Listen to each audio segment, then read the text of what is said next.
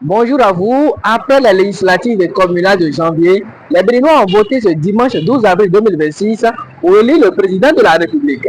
Près de 8 millions d'électeurs étaient appelés aujourd'hui. À Lokossa, c'est l'image d'un homme serein, presque discret, que Romuald Walani a en fait ce matin. Accompagné de son épouse, le candidat de la majorité présidentielle a accompli son devoir civique dans son fief natal. Pas de déclaration, pas de discours politique à la sortie des urnes. Pour l'actuel ministre d'État, le temps est désormais au silence respectueux du suffrage universel, laissant ses partisans et sa famille porter le message de la continuité. À quelques kilomètres de là, à Cotonou, l'ambiance est tout autre pour le chef de l'État. Pour Patrice Talon, ce dimanche 12 avril 2026 marque un tournant personnel, un moment qu'il vit avec un sentiment de devoir accompli. La réforme politique nous a créé beaucoup d'histoires, de heurts, de bagarres.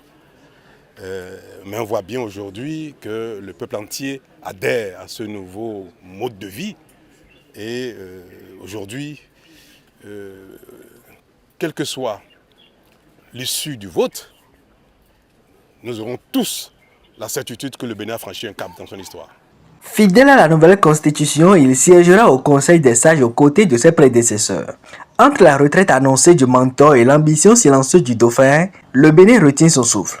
Le passage de témoins, entamé dans les urnes ce dimanche, semble se dessiner sous le signe d'une transition apaisée.